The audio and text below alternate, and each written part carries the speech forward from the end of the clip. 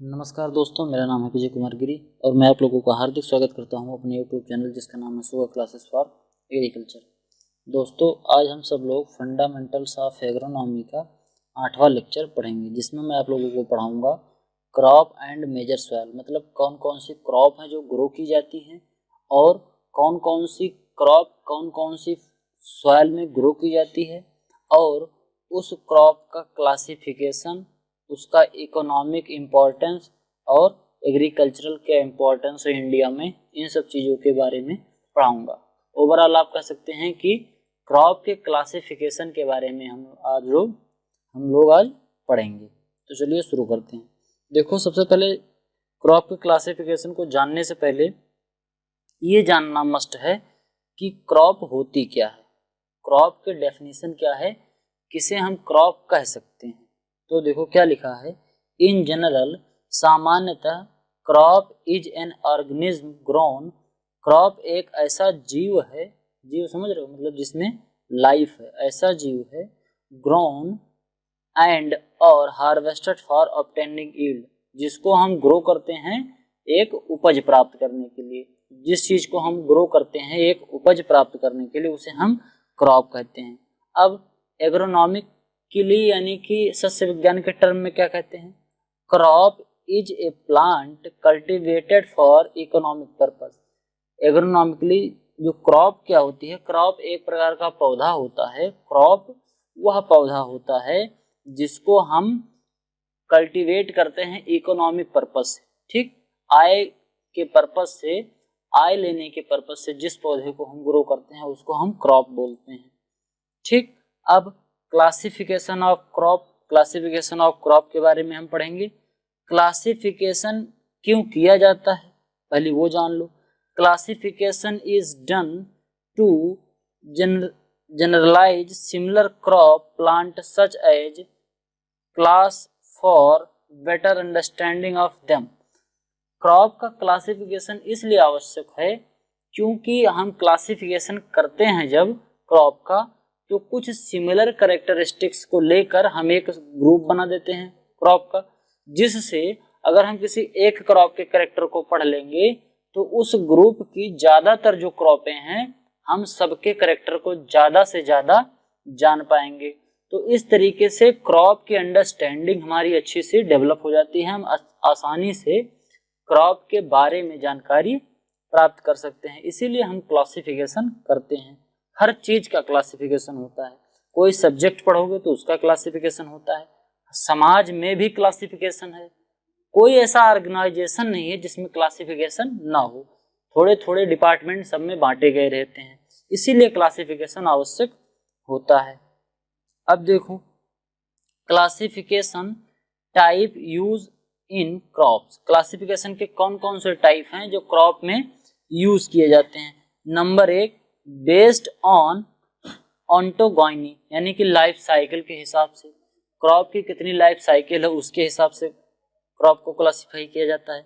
Based on economic use, यानी कि उसके इकोनॉमिक यूज क्या है इस पे आधारित हम क्लासिफिकेशन कर सकते हैं।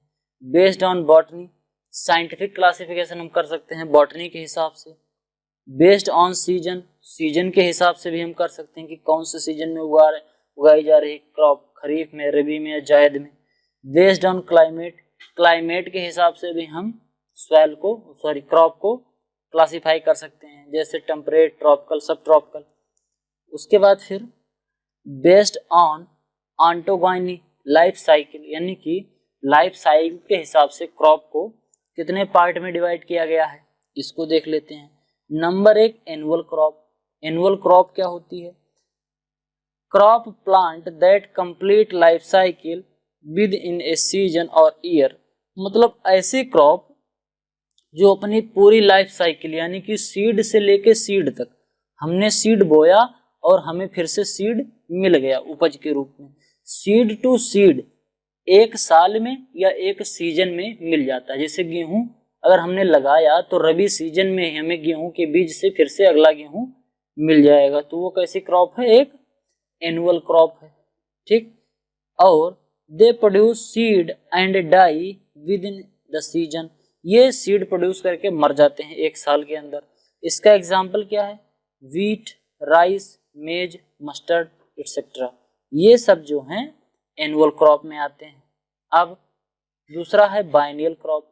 बाइनियल क्रॉप क्या होती है, plant that have life span of 2 consecutive season, जो प्लांट की लाइफ साइकिल 2 कंसेक्यूटिव यानी कि 2 लगातार सीजन तक चलती है या 2 ईयर तक चलती है, 2 साल तक या 2 सीजन तक चलती है, उसको हम बाइनियल क्रॉप कहते हैं।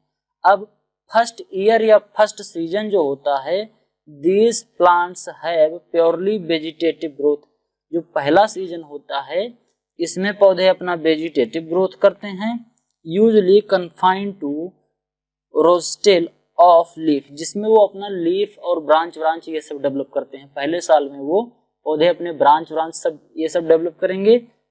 The tap root is often thrustly and serve as a food storage organ, और इसकी जो रूट होती है, टैप रूट जो होती है, ये यूज की जाती है उस पौधे में जो एनर्जी होती है उसको स्टोर करने के लिए। अभी एग्जांपल जब देंगे तो आपको कायदे से समझ में आ जाएगा। और दूसरे साल क्या करता है, during the second year or season they produce flower stalks from the crown and after producing seed the plant die. पहले साल ये अपनी वेजिटेटिव ग्रोथ करते हैं, पहले साल या पहले सीजन में, और दूसरे साल या दूसरे सीजन में ये अपनी रिप्रोडक्टिव स्टेज पे आते हैं, यानी कि सीड प्रोडक्शन के लिए उपयुक्त फिर होते हैं, रेडी होते हैं। जैसे अब देखो शुगर बीट, शुगर बीट समझ रहे हो, शुगर बीट, बीट रूट, और एक है अनियन, प्याज। प्याज भी एक बाइनियल क्रॉप है। इसको कैसे हम समझ सकते हैं, देखो एक बार जब हम प्याज के कंद को लगाते हैं, प्याज के जो बल्ब, प्याज का जब सीड होता है, प्याज के सीड को जब हम एक बार जर्मिनेट करेंगे नर्सरी में, ठीक, फिर उसकी मेन फील्ड में ट्रांसप्लांटिंग करेंगे, फिर हमें बल्ब मिलेगा, यानी कि प्याज मिल जाएगी, जो हम प्याज कंज्यूम करते हैं, जो हमें प्याज खाते हैं। तो एक सीजन में तो हमें इतना मिला, फिर अगली साल जब हम फिर से उस प्याज के बल्ब को बोएंगे, समझ पा रहे हो, जो प्याज हम लोग खाते हैं, जब वही प्याज फिर से बो देंगे जमीन में, तब वो क्या करेगा, तब वो अपना रिप्रोडक्टिव स्टेज पे आएगा, तब जाके वो सीड देगा, समझ पा रहे हो, तब उसमें सीड आएगा। तो इसे हम क्या कहते हैं, बाइनियल क्रॉप। शुगर बीट को कहते हैं चुकंदर, ठीक, चुकंदर होता है ये। अब देखते हैं क्या है, पेरेनियल क्रॉप। एनुअल हो गया, बाइनियल हो गया, पेरेनियल, ये लाइफ साइकिल के हिसाब से क्लासिफिकेशन चल रहा है। दे लाइव फॉर 3 और मोर ईयर, ये 3 या ज्यादा साल तक जीवित रहते हैं, इनकी जो लाइफ साइकिल हो बहुत सालों में पूरी होती है। दे मे बी सीड बियरिंग और नॉन सीड बियरिंग, ये सीड बियरिंग हो सकते हैं, यानी कि सीड देने वाले भी, और नॉन सीड बियरिंग यानी कि ना सीड देने वाले भी हो सकते हैं। जैसे नेपियर फॉडर ग्रास, जो नेपियर घास होती है, एक बार लगा लो 10 साल तक उसको काटते रहो, नेपियर हो गया। कोकोनट, एक बार कोकोनट लगा दो, हरदम कोकोनट रहेगा 10-20 साल तक। आम, अमरूद, ठीक, ये सब कैसी क्रॉप है, एक बार लगा दो 30-40 साल तक चलता रहेगा, तो ये कैसी है, पेरेनियल क्रॉप है। अब बेस्ड ऑन इकोनॉमिक यूज, यानी कि एग्रोनॉमिक यूज, इकोनॉमिकली इसमें कौन कौन से पार्ट जो यूज होते हैं उसके हिसाब से क्रॉप को कैसे क्लासिफाई किया गया है। सबसे पहला है सीरियल, सीरियल क्रॉप होती हैं। अब ये सीरियल क्रॉप कौन कौन सी होती हैं, सीरियल क्रॉप पहले होती है क्या, ये देख लेते हैं।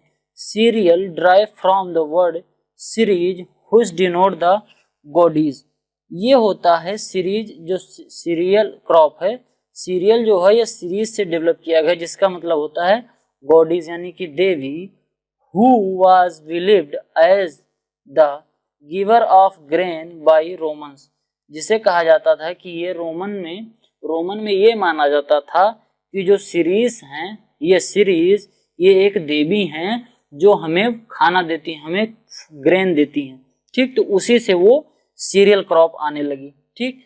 Serials are cultivated grass grown, cereals क्या होती हैं, ये कल्टीवेट की जाने वाली घास कुल की फसलें होती हैं।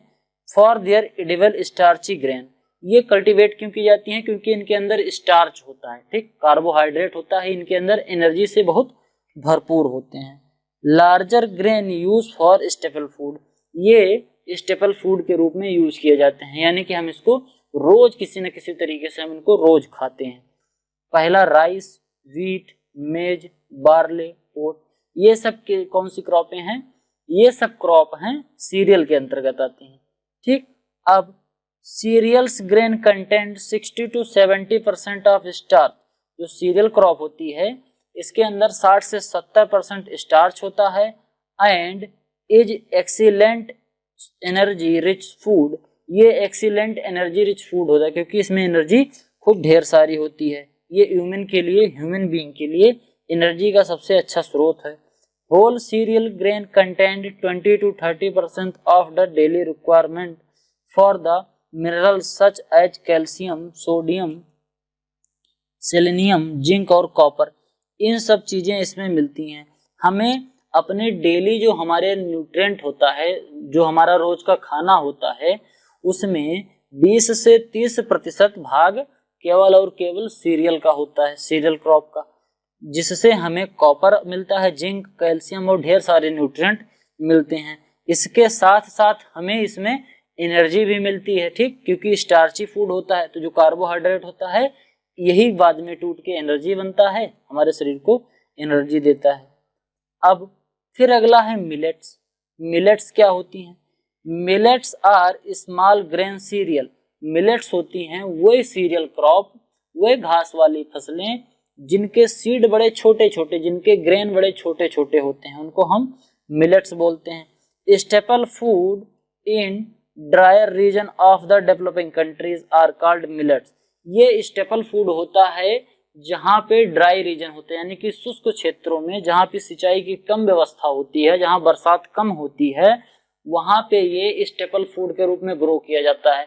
यानी कि लोग ज्यादातर इन्हीं चीज को खाते हैं, जैसे सावा, कोदो, काकुन, मडुआ, रागी, ये सब पुरानी जो फसलें होती थी हमारे दादा बाबा जो जमाने में खाया करते थे, जब सिंचाई की व्यवस्था नहीं रहती थी, जब कुएं से सिंचाई होती थी, नदी नालों से सिंचाई होती थी, मशीन नहीं था, पंपिंग सेट नहीं था, तो उस समय यही सब क्रॉपें उगाई जाती थी, यही लोग खाते थे, तो उसी को हम क्या बोलते हैं? Millet. They are also annual grasses, ये जो होती हैं ये भी एनुअल ग्रासेस होती हैं।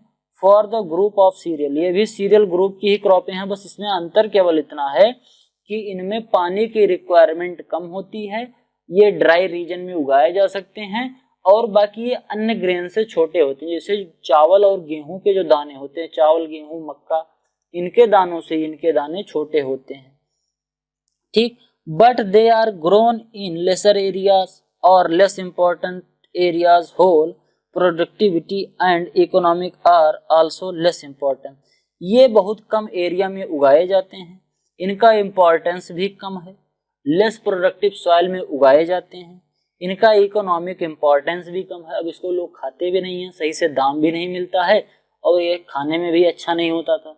बाजरे की जैसे रोटी बनती थी तो बाजरे की रोटी कहते थे कि हाय पड़ोसी बाजरा, बाजरा लाए रे मोरे जीव के जंजाल, लोग कहते थे ऐसे कि मतलब बाजरे की रोटी बनाते थे लेकिन वो सही से बनती नहीं थी, समझ पा रहे हो? उसकी रोटी कायदे से बनती नहीं थी, टूट जाता था बाजरा, जैसे रोटी थोड़ी सी पतली होने को आई तैसे वो टूट जाता था, फूलता नहीं था जैसे गेहूं की रोटी कायदे से फूल जाती है। तो ये सब समस्या होती थी, इसीलिए लोग इसको खाना धीरे धीरे बंद कर दिए।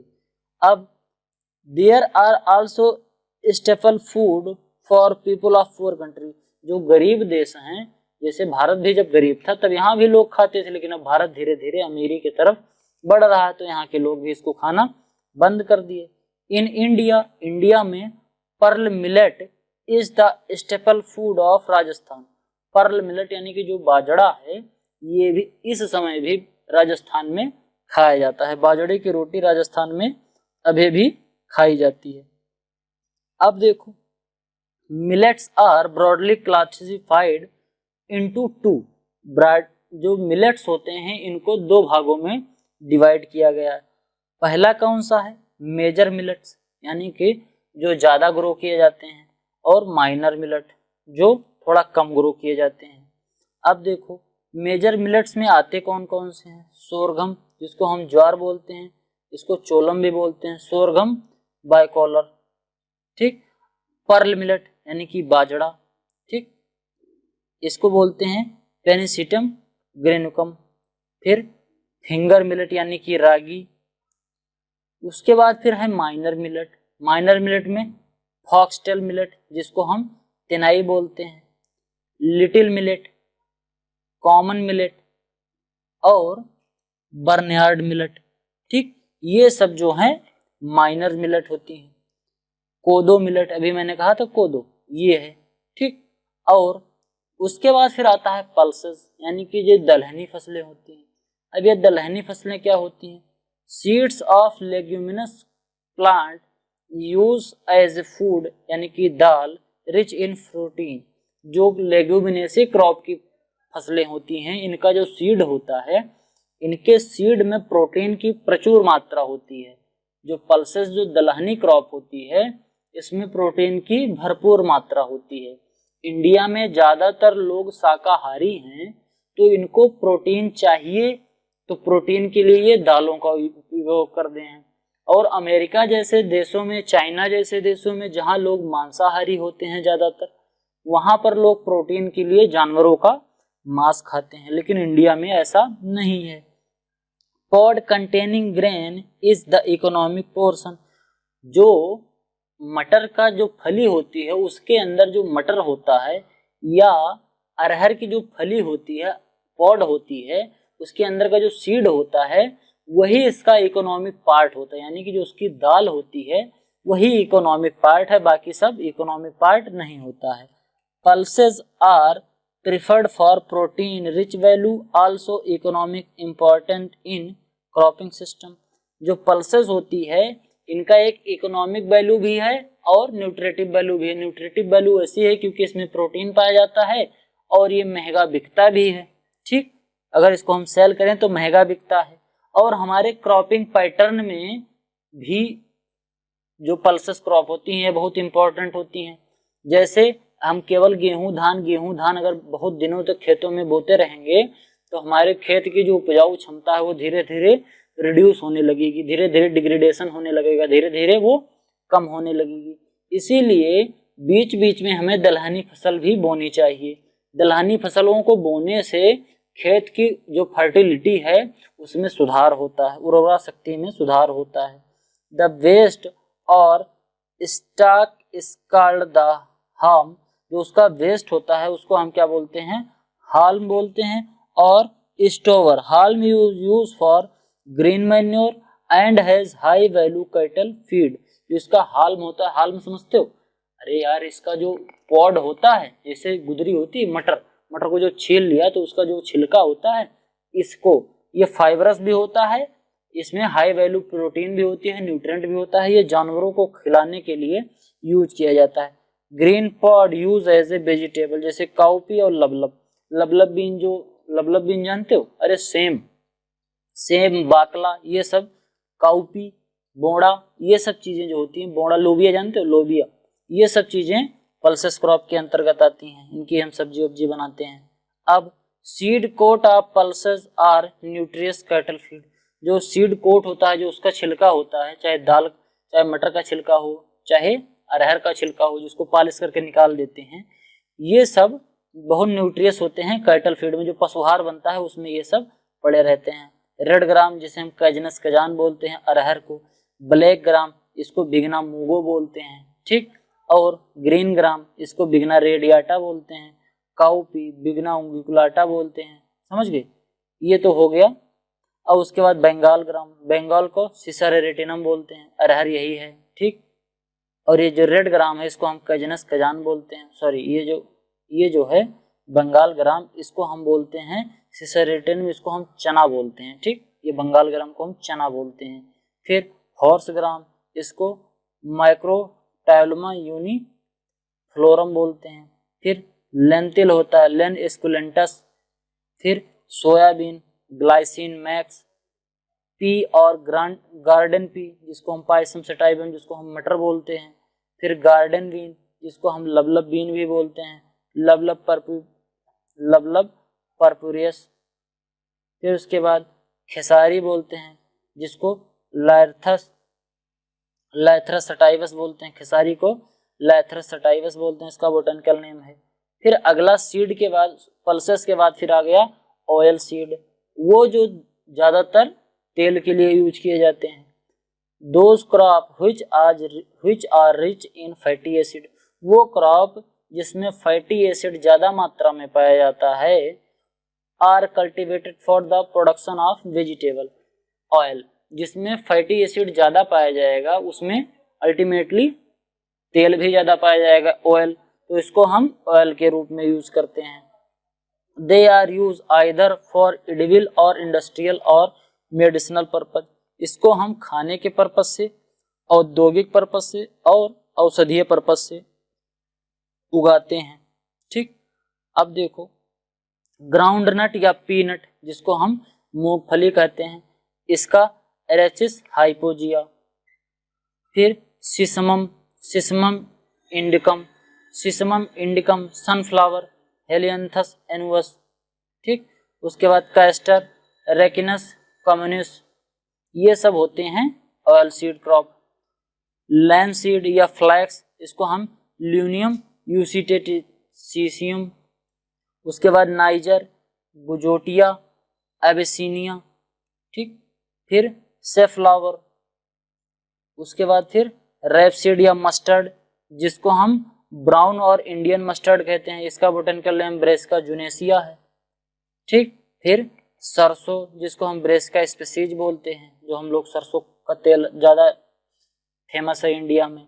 फिर शुगर क्रॉप, वह क्रॉप जिससे हम क्या लेते हैं, जिससे हम चीनी बनाते हैं, जो शुगर पर्पज से यूज किया जाता है। क्रॉप कल्टीवेटेड फॉर शुगर, जो क्रॉप शुगर के लिए कल्टीवेट की जाती है उनको हम शुगर क्रॉप बोलते हैं। Juice is extracted from stem of sugar cane use for jaggery और शुगर, जूस निकाला जाता है उसके स्टेम से, जैसे गन्ने की खेती किए, गन्ने के स्टेम से जूस निकालते हैं जिससे हम जैगरी यानी कि गुड़ बनाते हैं और शक्कर बनाते हैं, चीनी बनाते हैं। Number of by product like molasses, bagasse, press mud etcetera. Press mud इसका जो होता है, जो काला काला निकलता है, उसको हम परसिमड बोलते हैं। सीरा कहते हैं, हिंदी में कहते हैं सीरा, इसी को परसिमड बोलते हैं। बहुत न्यूट्रिटिव होता है, खेत में डालते हैं तो खेत में ऑर्गेनिक मैटर बढ़ जाता है, इसके बहुत ढेर सारे बाई प्रोडक्ट होते हैं। ठीक, is obtain from sugar industry, sugar industry से बहुत ढेर सारे बाई प्रोडक्ट भी निकलते हैं, समझ गए। जो उसकी खुइया बच जाती है, जो उसका फाइबर बच जाता है, शेष रस के निकलने के बाद, सीरा निकलने के बाद जो बच जाता है, उसका हम क्या करते हैं, कागज बनाने में उपयोग कर लेते हैं। तो शुगर केन इंडस्ट्री में जितने भी पार्ट हैं शुगर के, वो सब कुछ यूज कर लिया जाता है। अब जो इसका मोलासेस होता है, इसको अल्कोहल बनाने में यूज करते हैं, ईस्ट फॉर्मेशन के लिए करते हैं, और बेगस फॉर, जो बेगस होता है इसको हम पेपर मेकिंग और फ्यूल के लिए यूज करते हैं। बेगस उसका जो खैया होता है उसी को बेगस बोलते हैं।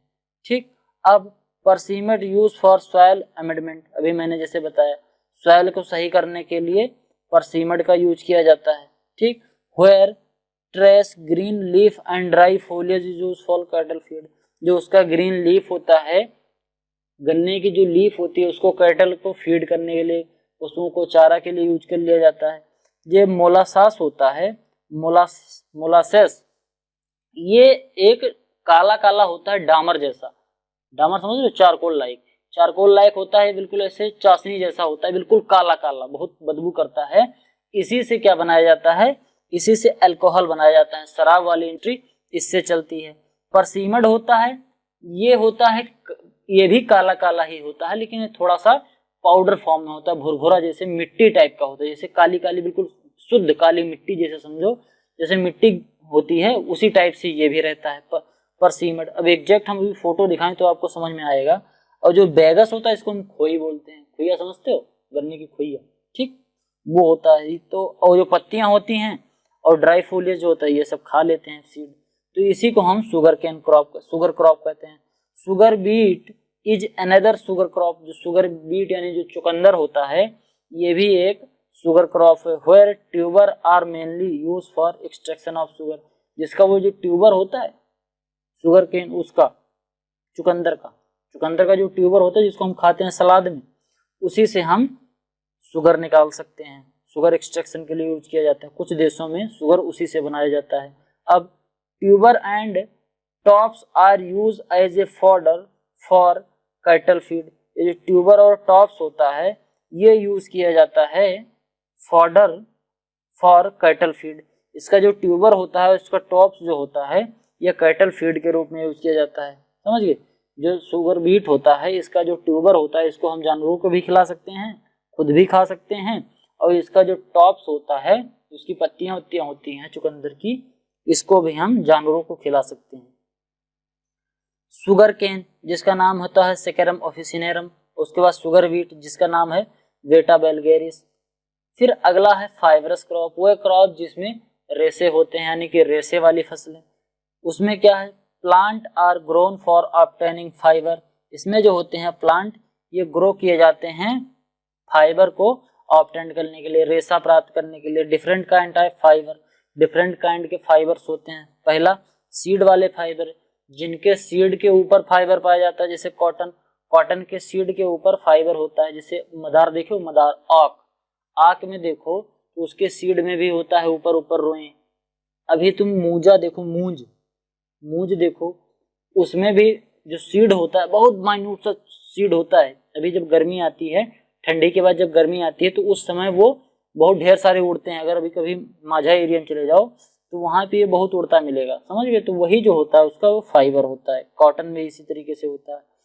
जिसका स्टेम से निकाला जाता है तो उसमें जो जूट होता है मेस्था, जिसको हम पटुआ बोलते हैं, पटसन या पटुआ, उसके स्टेम से जूट निकाला जाता है। इसी का हम जूट के जो बोरे बनते हैं अनाज रखने के लिए इसी से बनते हैं।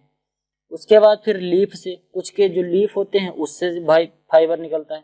जैसे जो पाइनएप्पल होता है, अनानास, इससे निकलता है। अनानास की जो पत्ती होती है इससे फाइबर होता है। इसके फाइबर से रस्सी बनाई जाती है। और कॉटन इंपॉर्टेंट फाइबर क्रॉप है। जो कॉटन है ये बहुत इंपॉर्टेंट फाइबर क्रॉप है पूरी दुनिया का। यूज फॉर गारमेंट पर्पज, इसको कपड़ा बनाने के लिए यूज किया जाता है। भारत में जब अंग्रेज आए थे तो वो कॉटन खरीदने आए थे और कपड़े बेचने आए थे। वो कॉटन भारत से खरीदते थे और कपड़े बेचते थे, और मसाला खरीदते थे और मसाला लेके जाके दूसरे दूसरे देशों में बेचते थे। तो अंग्रेज चाहे आए हों, चाहे डच आए हों, चाहे फ्रांसीसी आए हों, चाहे मुगल आए हों, तो ये सब क्यों आते थे भारत में? इसी सब चीज को लेने। सीड फॉर कैटल, इसका जो सीड होता है इसके सीड से हम तेल भी निकालते हैं, एडिबल ऑयल होता है। और उसके साथ इसका जो तेल होता है कॉटन का, ये मेनली यूज किया जाता है साबुन वाबुन बनाने में। और जो इसका खली बच जाती है सीड की, तेल निकालने के बाद उसको हम जानवरों को भी खिलाते हैं। ठीक। Epidermal hair of seed coat is economic portion, इसके जो इपिडर्मिक सीड कोट होता है उसके ऊपर जो हेयर लगे होते हैं वही इकोनॉमिक पर्पज का होता है। अब हैज इंडस्ट्रियल वैल्यू, इसके फाइबर को, स्टॉक को, इसका जो स्टॉक होता है ये फ्यूल नेचर का होता है, यानी कि इसको फ्यूल के रूप में भी यूज किया जा सकता है। जूट, सनहैम्प और mesta fiber obtain from the is use for the gunny bag, ropes. Stem itself is use as a fuel, इसका जो स्टेम होता है जूट का, जब इसका स्टेम निकाल देते, इसके स्टेम से जब पूरा ऊपर ऊपर का जो इसका खाल होती है, इसका जो छाल होती है, छाल को निकाल लेते हैं, उसका फाइबर बन जाता है। उसके फाइबर से बोरा बना लेते हैं जूट का। बाकी जो उसका मेन स्टेम बचता है उसको हम लकड़ी होती है बढ़िया, जलाने के काम में आती है। ठीक, खाना वाना बनाने के काम में पहले आती थी। Sunn hemp is use for both stem fibre and green manure crop, sunn hemp जो है वो ग्रीन मैन्योर क्रॉप यानी कि हरित क्रॉप के रूप में भी उगाया जाता है, हरी खाद के रूप में, और इसके स्टेम में फाइबर भी पाया जाता है। ठीक। अब अगला क्या है, फॉडर क्रॉप या फोरेज क्रॉप। फॉडर क्रॉप या फोरेज क्रॉप होती क्या है ये जान लेते हैं। It refers to vegetative matter fresh और preserve utilize as food for animal. ये एक वेजिटेटिव मैटर होता है जो फ्रेश या प्रिजर्व करके, चाहे वो फ्रेश खवाओ जानवरों को या प्रिजर्व करके, चाहे हे बना लो या साइलेज बना के रख लो, तो उसको हे या साइलेज बना के प्रिजर्व करके रख लो, 2-3 महीने तक अपना खिलाता रहो, या तो फ्रेश तुरंत काट के लाओ खेत से और तुरंत खिलाओ जानवरों को। जानवरों को खिलाने के लिए हो जाते हैं, यानी कि फॉडर और forage crop. It include hay, silage, pasturage और फॉडर, ये सब चीजें होती हैं। जो गेहूं का भूसा होता है ये भी जानवरों को खिलाने के काम में आता है। अब ग्रासेस, कौन कौन सी ग्रासें हैं जिनको हम फॉडर क्रॉप में यूज कर सकते हैं? बाजरा, napier grass, guinea grass, fodder, sorghum और फॉडर मेज, ये सब हम यूज करते हैं जानवरों को खिलाने के लिए। लेग्यूम में लूसर्न और देशमंथस, ये सब क्रॉपें हम यूज कर सकते हैं जानवरों को खिलाने के लिए। अब अगला है स्पाइसेस और कंडिमेंट्स, मसाले और सुगंधित फसलें। ठीक, मसाले वाली फसलें इनको बोलते हैं।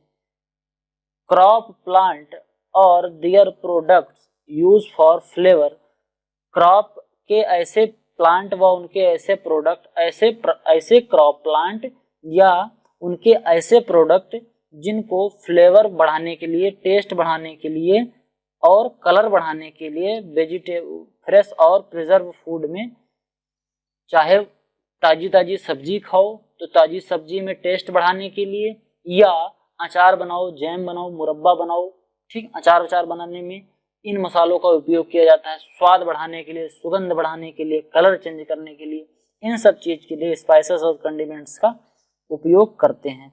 अब स्पाइसेस और कंडिमेंट्स में भी थोड़ा अंतर होता है। जब हम स्पाइसेस और कंडिमेंट्स वाली क्रॉप पढ़ाएंगे तब उसमें हम डिटेल में इसका अंतर बता देंगे। अब इसका एग्जाम्पल देखो, ginger, garlic, fenugreek, cumin, turmeric, chilli, onion, coriander and asafoetida, ये सब चीजें क्या होती हैं? स्पाइसेस क्रॉप होती हैं। मेडिसिनल प्लांट, जो औषधीय पौधे होते हैं। Crop use for preparation of medicine, जिसको मेडिसिन बनाने के लिए यूज किया जाता है, जैसे तंबाकू और मिंट, ये सब क्या होते हैं? मेडिसिनल वैल्यू वाली क्रॉप होती हैं। फिर बेवरेज क्रॉप में टी, कॉफी, कोकोआ आता है। कोकोआ एक प्लांटेशन क्रॉप भी है। Product of crop use for preparation of mild, agreeable and simulating drinking, इसे हम ड्रिंक के लिए यूज करते हैं। कॉफी, टी, इनकी चाय वाय बनाते हैं, कॉफी बना के हम पीते हैं। अब दो प्रकार का क्लासिफिकेशन हो गया। अब तीसरे प्रकार का क्लासिफिकेशन कौन सा है? बेस्ड ऑन सीजन, यानी कि classification of crop based on season, season के हिसाब से क्रॉप को कैसे क्लासिफाई किया गया है। Crop are grouped under the season in which their major field during falls, क्या कहते हैं इसमें? पहली है खरीफ क्रॉप। खरीफ क्रॉप कौन कौन सी होती है? खरीफ क्रॉप का डेफिनेशन क्या होता है? Crop grown during June July to September October, जून जुलाई के महीने से लेके सितंबर अक्टूबर के महीने तक, 4 महीने ऊपर से, जून जुलाई अगस्त सितंबर, ठीक, अक्टूबर, ऊपर के जो 4 महीने हैं, जून से लेके स्टार्ट करो। एग्रीकल्चर का जो ईयर होता है ये जून से स्टार्ट होता है। एग्रीकल्चरल ईयर जून से स्टार्ट होता है, फाइनेंशियल ईयर अप्रैल से स्टार्ट होता है, और कैलेंडर का जो ईयर होता है वो जनवरी से स्टार्ट होता है। तो जून से एग्रीकल्चरल ईयर स्टार्ट होगा। तो जून से पहले क्या होगा? खरीफ, जून जुलाई अगस्त सितंबर, ये खरीफ का सीजन रहेगा। फिर अक्टूबर नवंबर दिसंबर जनवरी, ठीक, फिर अगले 4 महीने रबी के, फिर अगले 4 महीने जायद के, खरीफ, रबी और जायद। अब इसमें थोड़ा सा ये देखना, थोड़ा सा 1-2 महीने का डिफरेंस हो सकता है। जो मैंने बताया है ये नॉर्मल चीज है, 4 महीने, यानी कि 12 महीने खरीफ रबी जायद, 4 महीने। एक आध महीने का डिफरेंस हो जाएगा, लेकिन बाकी यही होता है ओवरव्यू। इसका याद करना थोड़ा आसान हो जाता है। September October, which require a warm wet weather, जिसको एक हल्का सा गर्मी हो, हल्की सी गर्मी और मॉइस्चर भी बना रहे एनवायरनमेंट में। During their major period of growth, इसके ग्रोथ के समय में, और shorter day length from flowering, और डे की जो लेंथ हो, दिन छोटे हों, जब फ्लावरिंग हो तब दिन छोटे हों। अब अभी ले लो इसका एक एग्जाम्पल, धान। जब धान को हम रोपाई कर रहे होते हैं उस समय बरसात होती है, टेम्परेचर भी ज्यादा रहता है, मतलब पर्याप्त मात्रा में गर्मी भी रहती है, और ह्यूमिडिटी भी खूब रहती है वायुमंडल में, ठीक। तो एक तो ये हो गया फ्लावरिंग। और जब फ्लावरिंग का समय आता है तब उस समय दिवाली रहती है, दिवाली के समय में तो उस समय ठंडी वंडी भी रहती है, महसूस किया होगा ना, ठंडी रहती है उस समय, ठीक। तो ठंडी रहती है यानी कि डे की लेंथ कम रहती है। तो ये तो हो गई खरीफ क्रॉप। खरीफ क्रॉप में एग्जाम्पल राइस, मेज, कैस्टर और ग्राउंडनट, ये सब तो हो गई खरीफ क्रॉप। फिर अगला है रबी क्रॉप। रबी क्रॉप ग्रोन ड्यूरिंग अक्टूबर नवंबर से जनवरी फरवरी के बीच में ग्रो की जाती है। ये रिक्वायर होती है कोल्ड ड्राई वेदर, यानी कि टेम्परेचर कम हो और वातावरण में ह्यूमिडिटी भी कम हो फॉर देयर मेजर ग्रोथ, जब इनकी ज्यादा ग्रोथ हो रही हो, एंड दिन ज्यादा लंबा हो जब फ्लावरिंग हो रहा हो। रबी की क्रॉप यानी कि गेहूं का एग्जाम्पल लेके समझ सकते हैं। जब हम गेहूं बोते हैं उस समय ठंडी होती है तो कोल्ड होता है वेदर, वेदर जो वायुमंडल होता है, वेदर जो होता है वो ठंडा होता है जलवायु, और ड्राई भी होता है, शुष्क होता है, ह्यूमिडिटी वातावरण में थोड़ा कम रहती है। और जब इसकी फ्लावरिंग हो रही होती है उस समय दिन की लंबाई खूब बढ़ जाती है। मार्च अप्रैल के समय में गेहूं पकता है, गेहूं की फ्लावरिंग होती है, उस समय डे की लेंथ ज्यादा होती है और टेम्परेचर भी धीरे धीरे बढ़ रहा होता है। इसका एग्जाम्पल देख लो, वीट, मस्टर्ड, बार्ली, ओट, पोटैटो, बंगाल ग्राम, बरसीन, कैबेज, कैलीफ्लावर, ये सब रबी वाली क्रॉप हैं। इन्हीं को हम विंटर क्रॉप भी बोलते हैं, ठंडी वाली। फिर उसके बाद समर क्रॉप। समर क्रॉप कौन कौन सी होती है? खरीफ रबी हो गया, ये जायद को JAYAD, जायद को ही हम क्या बोलते हैं?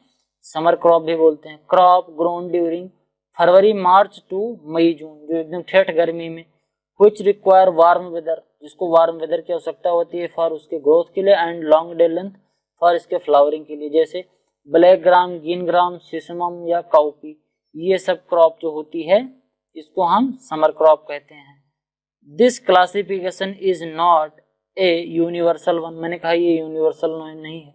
It only indicate the period when the particular crop is rice. इसको हम कहते हैं कि कोई एक पीरियड में क्रॉप ग्रो की जाए, जैसे खरीफ राइस, खरीफ मेज, रबी मेज, समर पल्स, ये एक्सेट्रा, ये अलग अलग भी हो सकते हैं। ठीक, जैसे जो मेज होता है इसको हमेशा हम रबी की क्रॉप में उगाते हैं, लेकिन कहीं कहीं खरीफ की क्रॉप में भी उगाते हैं। ठीक, तो रबी मेज देखो, मेज यार खरीफ में भी है और मेज रबी क्रॉप में भी है, तो ये हो गया। अब based on climatic condition, climatic condition के हिसाब से क्रॉप को कितने भागों में बांटा गया है। नंबर एक, ट्रॉपिकल क्लाइमेट। अब ट्रॉपिकल, सब ट्रॉपिकल और टेम्परेट क्लाइमेट क्या होता है यह मैंने फंडामेंटल ऑफ हार्टिकल्चर में खूब डिटेल में पढ़ा दिया है। क्लाइमेटिक रिक्वायरमेंट नाम का एक लेक्चर है, उसमें आप लोग देख लीजिएगा, कायदे से तो समझ जाएंगे। अब ट्रॉपिकल क्रॉप कोकोनट और शुगर केन, सब ट्रॉपिकल क्रॉप राइस और कॉटन, टेम्परेट क्रॉप व्हीट और बार्ली, पोलर क्रॉप आल्पाइन्स और पास्चर ग्रास, ये सब होती हैं इस टाइप की क्रॉपें। अब सॉइल, किस क्रॉप को कौन सी सॉइल चाहिए इसके बारे में थोड़ा सा पढ़ लेते हैं। Soil is defined as the thin layer of earth crust. Soil जो पृथ्वी की ऊपरी भूपटटी का जो पतली परत होती है जिसपे हम खेती करते हैं उसी को सॉइल बोलते हैं। Up to digest disintegrated and decomposed rocks, complex mineral compound, organic matter, water, air and living organisms like bacteria, fungi, insect and worm and severe as the nutritional medium of plant growth। Soil ऐसे कहते हैं पृथ्वी की जो ऊपरी earth crust की जो पट्टी होती है, ऊपर की जो सबसे ऊपर की मिट्टी जो पतली सी लेयर होती है उसी को हम सॉयल बोलते हैं। इसमें न्यूट्रिएंट होते हैं, रॉक, वेदर्ड रॉक होती है, ऑर्गेनिक मैटर होते हैं, इसमें वाटर होता है, एयर होता है, मिनरल कंपाउंड होते हैं, बैक्टीरिया होते हैं, फंजाई होते हैं, इंसेक्ट होते हैं। ये सब चीजें होती हैं जो प्लांट के प्रॉपर ग्रोथ करने के लिए इंपॉर्टेंट होती हैं। उसके बाद फिर क्या है, इट प्रोवाइड न्यूट्रिएंट। जो सॉइल होता है ये पौधों को न्यूट्रिएंट प्रोवाइड करता है, मॉइस्चर प्रोवाइड करता है, इनको सपोर्ट भी देता है। पौधे अपनी जड़ को जमीन में लगा के ही तो खड़े रह पाते, नहीं तो उड़ जाए, हवा आए। And provide air to root system, root system को हवा भी देते हैं क्योंकि मिट्टी में हवा भी होती है। There are different soil group, कौन कौन से सॉइल के डिफरेंट ग्रुप्स भी हैं, found in various region of India. India के डिफरेंट रीजन में डिफरेंट प्रकार की सॉइल पाई जाती है। Each group differ from other in physical and chemical property. प्रत्येक ग्रुप फिजिकल और प्रॉपर्टी से अलग अलग रहता है। किसी की फिजिकल प्रॉपर्टी और केमिकल प्रॉपर्टी अलग होगी, किसी की अलग होगी, किसी की अलग, मतलब हर जितनी भी सॉइल होगी सबकी फिजिकल प्रॉपर्टी और केमिकल प्रॉपर्टी अलग अलग होगी। The variation in behavior is mainly due to the nature of the parent material from which the soil is formed। अब इनके अंदर जो केमिकल और फिजिकल प्रॉपर्टी में जो डिफरेंस आ रहा है सॉइल में, ये उनके पेरेंट मटेरियल पर डिपेंड करता है कि वो मिट्टी किस प्रकार के पेरेंट मटेरियल पैतृक पदार्थों से मिलकर बनी हुई है। अगर पैतृक पदार्थ एसिडिक नेचर के होंगे तो सॉइल एसिडिक होगी, अगर पैतृक पदार्थ में ऑर्गेनिक मैटर ज्यादा रहे होंगे तो सॉइल में भी ऑर्गेनिक मैटर ज्यादा होंगे। अब इस चीज के बारे में, सॉइल के बारे में खूब डिटेल में मैंने फंडामेंटल ऑफ सॉइल साइंस का जो लेक्चर है उस प्लेलिस्ट में जो ढेर सारे लेक्चर पड़े हैं उसमें मैंने खूब डिटेल में आपको पढ़ा दिया है। अगर आपने ना पढ़ा हो तो आप जाके पढ़ लें, बड़ी आसानी से समझ में आ जाएगा। Parent material are igneous rock, sedimentary rocks and metamorphic rock. जो पेरेंट मटेरियल वाली जो चट्टानें होती हैं वो इग्नियस हो सकती हैं, सेडिमेंट्री हो सकती हैं और मेटामॉर्फिक हो सकती हैं, यानी कि अग्निय चट्टानें, रूपांतरित चट्टानें और परतदार चट्टानें, ये 3 प्रकार की चट्टानें होती हैं। Physical property like structure, soil का स्ट्रक्चर कैसा है, सॉइल का टेक्सचर कैसा है, सॉइल का कलर कैसा है, वाटर होल्डिंग कैपेसिटी कैसी है, सॉइल की डेप्थ कैसी है, ये सब भी उसकी फिजिकल प्रॉपर्टी होती है। आर टू बी नोटेड, ये सब भी नोट किया जाता है।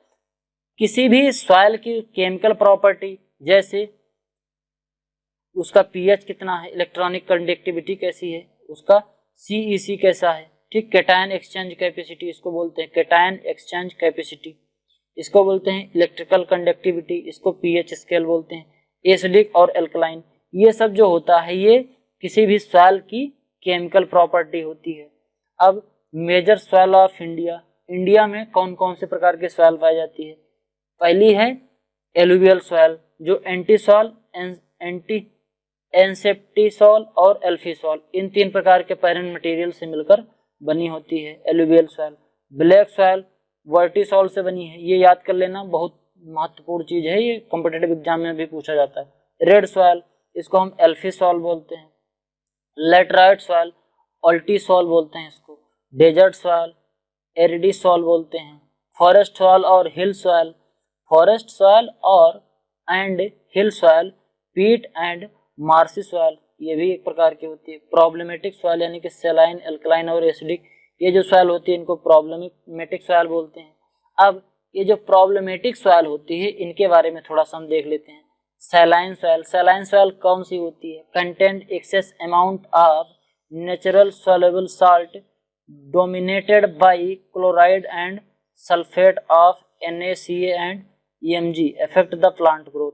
इसमें क्या होता है, ज्यादा अमाउंट होता है किसका, सोडियम का, कैल्शियम का और मैग्नीशियम के क्लोराइड का और सल्फेट का, यानी कि sodium chloride, calcium chloride, magnesium chloride या calcium, sodium sulphate, calcium sulphate, इन सब की मात्रा क्या होती है, ज्यादा होती है, यानी कि सॉल्युबल जो साल्ट होता है इनकी मात्रा ज्यादा होती है मृदा में, तो उसको सैलाइन सॉइल बोलते हैं। और while incrustation of salt and hence called white alkali, इसको व्हाइट एल्कलाई भी कहते हैं। These soil are characterized by EC इतना पीएच सॉइल, अभी इसको हम टेबल में दिखाएंगे तो आसानी से समझ में आ जाएगा। हाई साल्ट टॉलरेंट सॉइल, ठीक, हाई साल्ट टॉलरेंट क्रॉप कौन कौन सा, सिसबेनिया, राइस, सुगर, ओट, बरसीम, ल्यूसर्न, इंडियन क्लोव और बार्ले, ये सब क्रॉपें सैलाइन सॉइल में उगाई जा सकती हैं, यानी कि ये अगर ज्यादा साल्ट है मिट्टी में तो इस क्रॉप को हम उगा सकते हैं।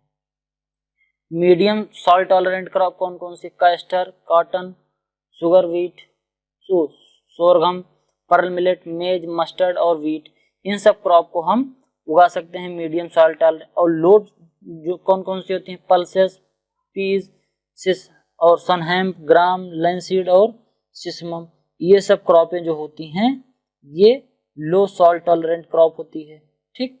तो ये हो गया प्रॉब्लमेटिक सॉइल में सैलाइन सॉइल। अब सोडिक या अल्कलाइन सॉइल जिसमें सोडियम की मात्रा ज्यादा होती है। High content of carbon and bicarbonate of sodium, sodium के कार्बोनेट और बाइकार्बोनेट जिस मिट्टी में ज्यादा होते हैं, hence they are with high exchangeable sodium percentage. इसका एक्सचेंजेबल सोडियम परसेंटेज बहुत ज़्यादा होता है क्योंकि इसमें सोडियम ज़्यादा होता है। This dark incrustation hence called the black alkali. इसको सॉइल, उसको काला बोलते, इसको व्हाइट बोलते थे, सैलाइन को इसको व्हाइट बोलते थे। क्यों? क्योंकि वो मिट्टी ऊपर से काली रहती है और वो सफेद रहती है। ऊसर भूमि जिसे कहते हैं, उसको सैलाइन को ऊसर भूमि कहते हैं। समझ गए? कपड़े वपड़े धोने के लिए उसका उपयोग किया जाता था। अब इसको बल्कि ग्रीन मैन्योर डाल के हम इसको सही कर सकते हैं। टॉलरेंट क्रॉप करनाल, रोड्स, पारा, Bermuda grass, rice and sugar beet, ये सब टॉलरेंट क्रॉपें हैं जिनको सोडिक और अल्कलाइन सॉइल जो टॉलरेंट कर सकती हैं। फिर सेमी टॉलरेंट क्रॉप कौन कौन सी है? वीट, बार्ले, ओट, बरसीम और सुगर केन, ये सब सेमी टॉलरेंट क्रॉप होती है। फिर अगला है लो टॉलरेंट क्रॉप, यानी कि सॉरी सेंसिटिव, जो सेंसिटिव क्रॉप होती है, जैसे काउपी, ग्राम, ग्राउंडनट, लेंटिल, पीज और मेज, ये सब क्रॉपें जो होती हैं वो कैसी होती हैं? सेंसिटिव क्रॉप होती है। फिर एसिडिक क्रॉप, जिनका पीएच 7 से कम होता है।